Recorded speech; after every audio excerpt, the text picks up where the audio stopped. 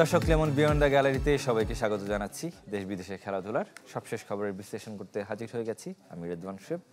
আর আমার সাথে আজকে অতিথি হিসেবে আছেন জাতীয় দলের সাবেক ক্রিকেটার সানোয়ার হোসেন।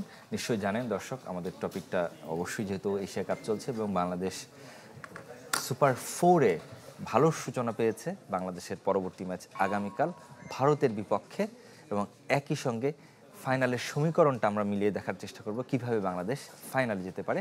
আমাদের সাথে এছাড়াও দুবাই থেকে যুক্ত হবেন সহকর্মী আরিফুল ইসলাম। এছাড়াও আপনারাও যুক্ত হতে পারেন আমাদের সাথে, স্ক্রিনের দেখানো নাম্বারে ফোন করে আপনার মতামত কিংবা প্রশ্ন করবেন আমাদের।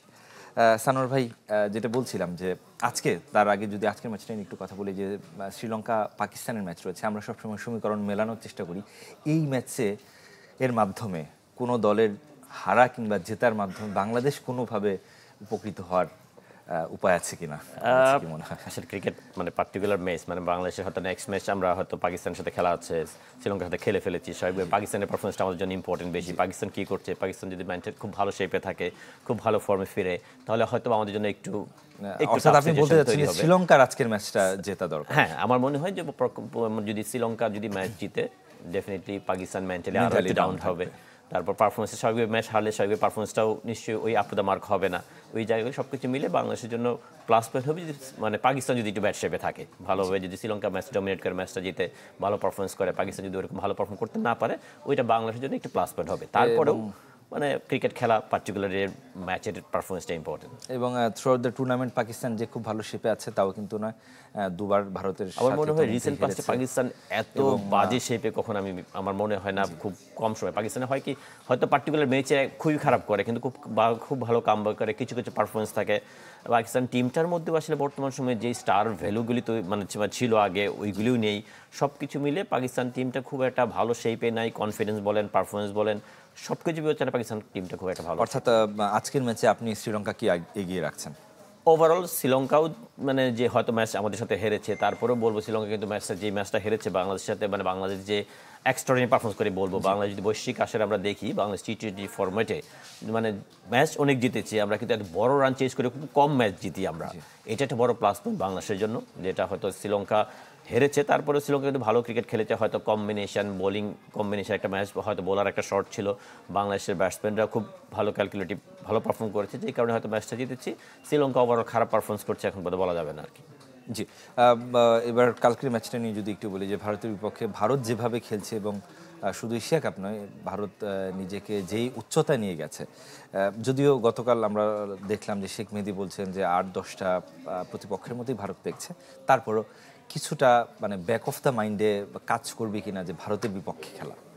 ওভারঅল যদি ইন্ডিয়ার পারফরমেন্স দেখি, not only T20, one day test, সব জায়গায় যেই ওয়েতে ওরা পারফর্ম করছে, বিশেষ করে আমি বলি টেস্ট ক্রিকেটটা দেখি, যদি লাস্ট ইংল্যান্ডের সিরিজটা দেখি, ইংল্যান্ডের সাথে বা ইংল্যান্ড বলি বা ইন্ডিয়া বলি, ওরা যেই স্ট্যান্ডার্ডে ক্রিকেট খেলে ডেফিনেটলি একটা ডিফারেন্ট স্টেজে ওরা চলে গিয়েছে, এটা মানতেই হবে বাস্তবতাই।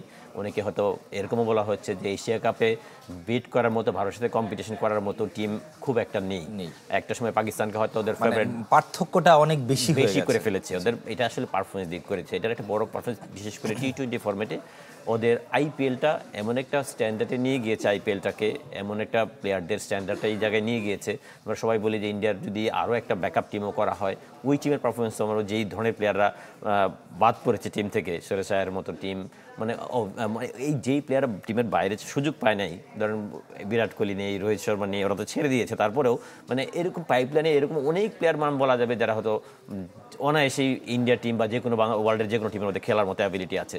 স্বাভাবিক ইন্ডিয়া ওই জায়গায় নিয়ে গেছে নিজেদের। তবে ক্রিকেট খেলা পার্টিকুলার ম্যাচ পারফরমেন্স আমরা যদি ইন্ডিয়ার সাথে ওমানের ম্যাচের দেখি, ওইখানেও কিন্তু ওমান যে পারফরমেন্স করেছে, পারফরমেন্স তো হতেই পারে, এরকম কিছু হতে পারে, আপস অ্যান্ড ডাউন হতে পারে।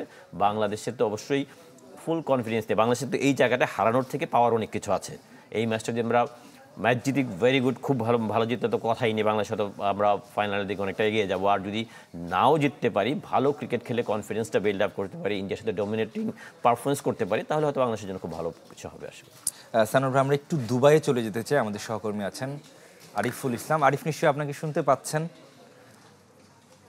আরিফ, আপনি নিশ্চয়ই দুবাইতে অবস্থান করছেন এবং সেখানকার আবহাওয়া সম্পর্কে জানতে চাই। বাংলাদেশে একমাত্র দল এবারে এশিয়া কাপে ব্যাক টু ব্যাক দুটি ম্যাচ খেলতে হবে সুপার 4-এ। ভারতের বিপক্ষে ম্যাচের পরদিনই আবার পাকিস্তানের সাথে লড়াই। বাংলাদেশের এই ধরনের আবহাওয়া এবং কন্ডিশনে সেটা কতটা টাফনেস বাংলাদেশের জন্য হবে এবং চ্যালেঞ্জিং হবে আরিফ, আপনার কাছে কি মনে হয়?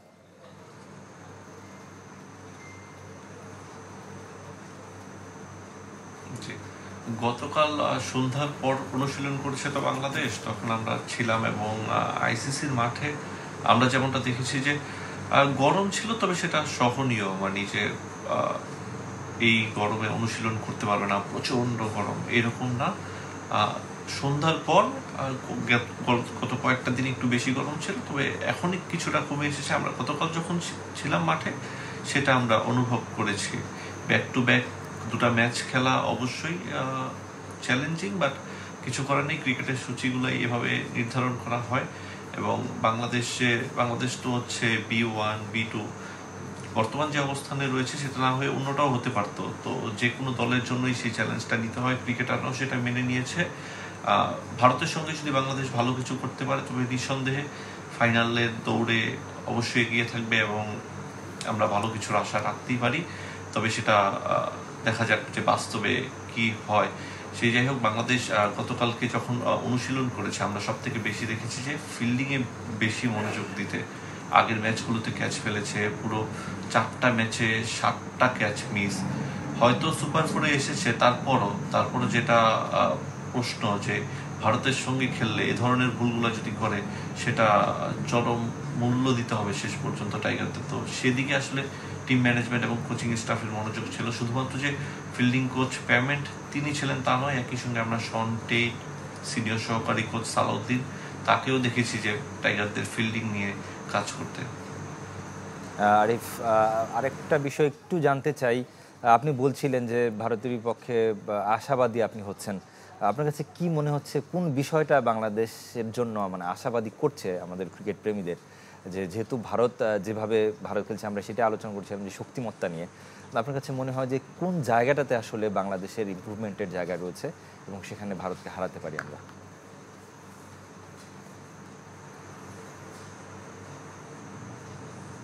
দেখুন, আশাবাদী তো আমরা হতেই পারি, এটা ভারত হলেও, কারণ ক্রিকেট তো আপনার আগে বলে করা যাবে না যে আপনি বাংলাদেশ নামবে, হেরে যাবে। আমরা ভালো একটা আশা নিয়ে দেখতে পারি ম্যাচটা। ক্রিকেটারদের ক্ষেত্রেও তাই, তারা যে মোমেন্টামে আছে সেটা তারা ধরে রাখতে চাইছে এবং তারা চায় যে মাঠে নিজেদের সেরা পারফরমেন্সটা দিতে।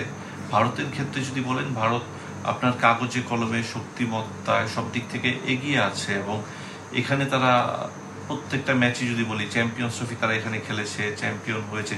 তারপর হচ্ছে আপনার ইসের কথা বলতে পারি, এবার এশিয়া কাপের একটা ম্যাচ আবুধাবিতে, বাকি ম্যাচগুলো এখানেই খেলছে।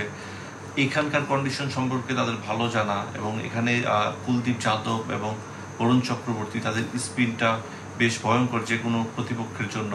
বুমরা রয়েছেন, সব কিছুই আছে ভারতের পক্ষে। হয়তো সমীকরণ, ভারতের পক্ষে হয়তো আপনার ক্রিকেটারদের যে শক্তিমত্তা সেগুলো রয়েছে, বাট থিং ইজ দ্যাট বাংলাদেশের একটা ভালো মোমেন্টাম আছে। আমরা 2007 বিশ্বকাপেও দেখেছি যে সচিন গাঙ্গুলিতে সেই দলকে বাংলাদেশ হারিয়েছে। তো ওই দিক থেকে আমরা আশা রাখতেই পারি যে বাংলাদেশ যদি বেস্ট ক্রিকেটটা খেলে, এটা আবার T20 ক্রিকেট, ওটা ছিল ওয়ানডে, তো T20-তে যে কোনো কিছুই সম্ভব। আর সাইফ হাসান কিংবা হচ্ছে তাওহিদ হৃদয়রা যদি ভালো একটা স্টার্ট দিতে পারে ওপেনিং এবং মিডল অর্ডারে, খুব ভালো কিছু করতে পারে, সেক্ষেত্রে তো আশাবাদী হওয়াই যায়। বোলারদের চ্যালেঞ্জটা বেশি নিতে হবে। মুস্তাফিজ ছাড়া বাকি যারা আছেন তারা যদি ভালো বল করেন, বাকি 2 পেসার কিংবা 1 পেসার যিনিই থাকেন না কেন, তানজিম সাকিবের একটা চান্সেস রয়েছে, তিনি এই ম্যাচে খেলতে পারেন, ভারতের সাথে তার অভিজ্ঞতাটা ভালো। তো এইসব বিষয়গুলো নিয়ে আমরা ভারত এগিয়ে থাকলেও বাংলাদেশের জায়গা থেকে আমরা বাংলাদেশ দলকে নিয়ে আশাবাদী হতে পারি। আরিফ, আপনাকে অসংখ্য ধন্যবাদ আমাদের সাথে যুক্ত হওয়ার জন্য। একাদশ নিয়ে কথা বলছিলেন আরিফ, আমি এই প্রসঙ্গটিতে আসতে চাই। তার আগে একটু বলছিলেন যে দুইজন ক্রিকেটার ব্যাটারদের কথা স্পেশালি বলছিলেন যে তাওহিদ হৃদয় এবং সাইফ হাসান। সাইফ হাসান মূলত হচ্ছে যে পারভেজ ইমন তিনি ভালো পারফরমেন্স করতে না পারায় সাইফ হাসান তিনি অন্তর্ভুক্ত হন। পাশাপাশি তানজিদ তামিম তিনি কিন্তু অটোমেটিক চয়েস, তার কথাটা আমরা বলছি না, তিনি যেহেতু ভালো পারফর্ম করতে পারছেন, আমরা শ্রীলঙ্কাতে তার ভালো পারফরমেন্স দেখেছি। আপনার কাছে কি মনে হয়? এবং তাওহিদ হৃদয় একটা সময় আসলে সরগোলে উঠেছিল যে তাকে একাদশে রাখার যৌক্তিকতা কতটুকু, পরবর্তীতে তিনি লাস্ট ম্যাচটাতে সেটি প্রমাণ করেছেন তিনি। তো আপনার কাছে কি মনে হয় যে ব্যাটারদের পাশাপাশি তিনি যেটা বলছিল যে বোলারদের একটা বড় ভূমিকা রাখার প্রয়োজন আছে, তারপরও দুর্বলতার জায়গাটা কোথায়, কোন জায়গাটাতে বেশি কাজ করা দরকার ভারতের বিপক্ষে ম্যাচের আগে? না দেখেন, আমাদের যে টিমটা, এটা সাধারণত অনেকগুলি টিম আছে। দেখেন ইংল্যান্ড সাউথ আফ্রিকার T20 ম্যাচ দেখেছি, ইংল্যান্ড 300+ করে ফেলেছে। আমাদের কিন্তু অ্যাবিলিটিটা ওরকম না যে আমরা যে কোনো টিমের এগেনস্টে এরকম বড় স্কোর 250 করে ফেলবো, ওয়ান সাইডেড হয়ে যাবে, বোলাররা মানে খুব স্মুথ বোলিং করবে, পারফর্ম করবে, ম্যাচ জিতে যাবে, এরকম না। বাংলাদেশ যদি ইন্ডিয়ার মতো টিমের সাথে জিততে হয়, 3টা ডিপার্টমেন্টে ভালো পারফরমেন্স করতে হবে। একটু আগে যেটা বলছিলাম, ফিল্ডিং ওভারঅল এই টুর্নামেন্টে দেখা যাচ্ছে সব টিমে অনেকগুলি ক্যাচ মিস করেছে, বিকজ অফ একটা ফ্যাক্টর আছে, লাইটিং সিস্টেমের কারণে, ফ্লাইট লাইট সিস্টেমের কারণে বলা হচ্ছে, এটা হয়তো একটু ডিস্টার্ব করছে। তারপরেও ওভারঅল প্রতিটা দলই কিন্তু বাংলাদেশ নয়, প্রতিটা দলই কিন্তু বেশ কিছু অনেকগুলি ক্যাচ মিস করেছে। ইন্ডিয়া টিমের মতো ভারতকে অনেকগুলি ক্যাচ মিস করেছে। এই সব কিছু মিলে আমার মনে হয় এই জায়গাগুলি বাংলাদেশ যদি ম্যাচ জিতে ওভারঅল টিম পারফরমেন্স করতে হবে। আমাদের হয়তো বা যেইটা প্লাস পয়েন্ট যেটা হলো, আমাদের যেটা বললেন সাইফ টিমের বাইরে ছিল না, টিমে এসে যে অপরচুনিটিটা পেয়েছে খুব ভালোভাবে কাজে লাগিয়েছে। T20-তে যেই ওয়েতে পারফর্ম করা, রান করাটা ইম্পর্টেন্ট না, যে স্ট্রাইক রেট মেনটেন করে ব্যাটিং করা, যেই ইন্টেন্সিভ ব্যাটিং করা দরকার ওইটাকে ব্যাটিং করেছে। Tanzid automatic one of the best performer এবং ভালো ক্রিকেট ম্যান। আমাদের T20-তে যেটা হয় কি, আমাদের 6 মারার অ্যাবিলিটি সবার একরকম নেই। আমাদের T20 পারফর্ম করতে হলে 6 মারার, আপনি প্রতিটা দলে যদি দেখেন ডিফারেন্সটা তৈরি করে, ধরেন শ্রীলঙ্কার ডিফারেন্সটা করেছে দাসেন সানাকা, যে পারফরমেন্সটা করেছে, যে ও যেই ওয়েতে ব্যাটিং করে, অনেকগুলি 6 দেখবেন, 5টা 6টার সাথে 6 মারে, পুরো ডিফারেন্সটা তৈরি করে দেয়। কারা কোন জায়গাটায় স্ট্রং উইক, যেহেতু কম্পিউটার অ্যানালাইসিস থাকে, তার কাজই থাকে যে কাকে ইনক্লুশন করলে কার টিম বেনিফিটেড হবে। ডেফিনেটলি তানজিদ সাকিবের কিন্তু ইন্ডিয়ার এগেন্সে যে অ্যাগ্রেশন প্লাস রেকর্ড সবকিছু মিলে ওর একটা ভালো সম্ভাবনা এই জায়গায় আছে। ডেফিনেটলি এটা একটা ভালো চয়েস। সেম ওয়েতে যেহেতু ভারতের প্লেয়াররা, ম্যাক্সিমাম প্লেয়াররা খুব অ্যাটাকিং ক্রিকেট খেলে, সেই জায়গায় আমাদের, যেহেতু আমরা সবাই জানি যে লেগ স্পিনাররা T20 করে, বিকজ অফ সাকসেস হওয়ার কারণ হলো যদি ভালো জায়গায় বোলিং করতে পারে, উইকেটের অপরচুনিটি থাকে। আর T20 ফরম্যাটে রান রেট ড্রপ ডাউন করার বড় অস্ত্র হলো উইকেট ড্রপ ডাউন। ঋষাদকে প্লাস পয়েন্ট হতে পারে। এই দুজন আমার মনে হয় ইনক্লুশন হলে এটা কম্বিনেশনটা বেটার কম্বিনেশন হতে পারে। ঋষাদের জায়গা আপনি কি Sheikh Mehedi one of the best bowler, T20 ফরম্যাটে আমাদের বেস্ট বোলার। তারপরে কম্বিনেশনের কারণে অনেক সময় যদি চিন্তা করতে পারে, যেরকম চিন্তা করতে পারে, তার যদি নতুন বলে যদি ঋষাদ, যদিও একটা ব্যাপার, নতুন বলে বোলিং করাটা একটা ব্যাপার, কিন্তু মিডল ওভারে ঋষাদ থাকলে উইকেট পাওয়ার একটা এবিলিটি ওর, এবং আগের ম্যাচে তিনি মোটামুটি ভালো বোলিং করেছে। যে ম্যাচটা আমরা আফগানিস্তানের সাথে জিতেছি, ওই ম্যাচটা কিন্তু অসাধারণ বোলিং করেছে। তারপরে কম্বিনেশনের কারণে কিন্তু আবার চেঞ্জ করেছে। সবকিছু মিলে আমার মনে হয় যে এইগুলি অপশন আছে। তারপরেও যেহেতু টিম ম্যানেজমেন্ট আছে, বিবেচনা করবে যেটা কম্বিনেশনটা বেস্ট অপশন হয়। দুইজনের যেদের কথা বললাম, এদের অপরচুনিটি ভালো একটা সুযোগ আছে। যদি টিম কম্বিনেশনের কারণে হয়তো চিন্তা করবে কাকে নিলে ভালো হয়, সবকিছু বিচার করবে, এই দুজনকে ইনক্লুশন করার একটা চিন্তা করতে পারে। জি, জাকের আলী অনেক, তিনি আমরা বেশ কিছুদিন ধরে দেখছি তিনি ফর্মে নেই। বিপরীতে নুরুল হাসান সোহান, তিনি যদিও একটা ম্যাচই খেলার সুযোগ পেয়েছেন, সেই ম্যাচে যতটুকু খেলেছেন একেবারে ওই জায়গায় ওই মুহূর্তে নেমে যে খুব খারাপ খেলেছেন তেমনটা বলা যাবে না। জাকের আলী অনেকের প্রতি এই ভরসাটা কিভাবে আসছে টিম ম্যানেজমেন্টের? না, টিম ম্যানেজমেন্ট ধরেন আপনি তৌহিদ হৃদয় কিন্তু 2 ম্যাচ আগেও কিন্তু আমরা অনেকে চিন্তা করেছিলাম ওকে হয়তো একটা ব্রেক দিয়ে অন্য কাউকে সুযোগ দেওয়া উচিত। Because of confidence, team management কেন কনফিডেন্স রেখেছে, বিকজ অফ প্রিভিয়াস রেকর্ড। একটা সময় কিন্তু তৌহিদ শুরুর দিকে কিন্তু অসাধারণ পারফর্ম করেছে, ওই অ্যাবিলিটিটা আছে, ক্লাসটা আছে, এটা আমরা জানি। যেই কারণেই কিন্তু ওকে আমরা ক্যারি করেছি এবং এটা আমরা কিন্তু ওই প্রতিদানটা দিয়েছে। ও লাস্ট ম্যাচে কিন্তু অসাধারণ পারফর্ম ব্যাটিং করেছে, ওই কনফিডেন্সটা দিয়েছে। সেম উইথ জাকিরও কিন্তু বেশ কিছু ম্যাচ আমরা যে আগের দেখি, এবং পাওয়ার হিটিং অ্যাবিলিটি বলি সব জায়গায় কিন্তু ওর কিন্তু ওই অ্যাবিলিটি আছে। বাংলাদেশের আমাদের পাওয়ার হিটিং কোচ ও সবচেয়ে বলে গিয়েছে কিন্তু সবচেয়ে ভালো 6 মারার অ্যাবিলিটি বা পাওয়ার হিটিং অ্যাবিলিটি কিন্তু জাকিরের মধ্যে আছে। ওই কনফিডেন্সটা কিন্তু এখন পর্যন্ত ক্যারি করছে। লাস্ট ম্যাচটা কিন্তু একটা যেই সিচুয়েশনে ও নেমেছিল, মানে পরপর যে 4 মেরে কিন্তু ম্যাচটাকে একটু সহজ জায়গায় নিয়ে এসেছে, কিন্তু ওই স্মার্টনেসটা লাস্টে যেই জায়গায় ও আউট হয়ে আসছে, এটা একটা খুব ক্রাইম বলা যায়। এই জায়গাগুলো একটু স্মার্ট হতে আমার মনে হয় টিম ম্যানেজমেন্ট আরও কিছু কনফিডেন্স বা আরও কিছু সময় ওই কনফিডেন্সটা জাকিরের প্রতি রাখবে আমার মনে হয়। জি, আপনার কাছে কি মনে হয়, যদি শেষ ম্যাচটা বাদ দিই, তার আগের ম্যাচগুলোতে যে 6 মারার প্রবণতা খুব একটা এশিয়া কাপে আমরা খুব একটা সেভাবে দেখিনি। যিনি কোচ এসেছিলেন, উডের কথা বলছি, তিনি কতটা পরিবর্তন করতে পারলেন দলকে, যদিও সময়টা খুব বেশি তিনি পাননি, তবে কিছু ট্যাকটিক্যাল বিষয়গুলো তো নিয়ে তিনি আলোচনা নিশ্চয়ই করেছেন, কিংবা দলের পরিবর্তনের চেষ্টা তো নিশ্চয়ই করেছেন। আপনার কাছে কি মনে হয় যে সেটার প্রতিফলনটা কতটুকু দেখতে পাচ্ছি আমরা? এটাকে ব্যাটসম্যানের ডেফিনেটলি কিন্তু টেকনিক নিয়ে কাজ করেছে, যেগুলি হয়তো বা পাওয়ার হিটিং অ্যাবিলিটি নিয়ে কাজ করেছে, কিন্তু এটার ওভারনাইট কিন্তু এই রেজাল্টটা রিফ্লেকশনটা খুব বেশি পাওয়ার সম্ভাবনা খুব কম। আমার মনে হয় এটা একটা প্রসেস, এই প্রসেসে ওয়ার্কআউট করলে ডেফিনেটলি এটার ফল হয়তো ভবিষ্যতে আমরা পাবো, আমরা আশা করি। তো মনে হয় এত শর্ট টাইমের মধ্যে এটার খুব একটা রিফ্লেকশন আমি আশা করি না, কারণ এটা একটা যে কোনো জিনিসের চেঞ্জেস বা অ্যাডাপ্ট করতে গেলে ওইটা কিন্তু সময় লাগে। আর একটা টুর্নামেন্টের আগে, জাস্ট একটা বড় টুর্নামেন্টের আগে যেই টাইমটাও কাজ করেছে, এই টাইমটায় প্লেয়াররা নিজেদের টেকনিকগুলি বা ওভারনাইট চেঞ্জ করারও ওই রিস্কটাও নেবে না, হয়তো বা এইটার সাথে সময়ের সাথে ওরা অ্যাডজাস্ট করবে, ডেফিনেটলি এটা একটা বেনিফিট আসবে সময়ের সাথে। জি, এক কথা একদম সময় শেষ হয়ে গেছে।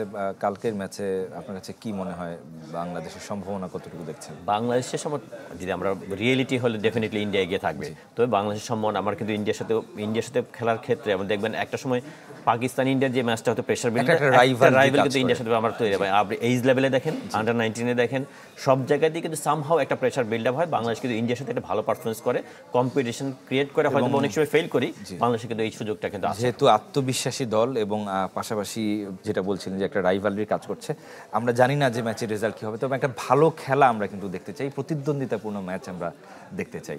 শেষ করছি ক্লেমন বিয়ন্ডা গ্যালারি। ভালো থাকবেন, সুস্থ থাকবেন সবাই।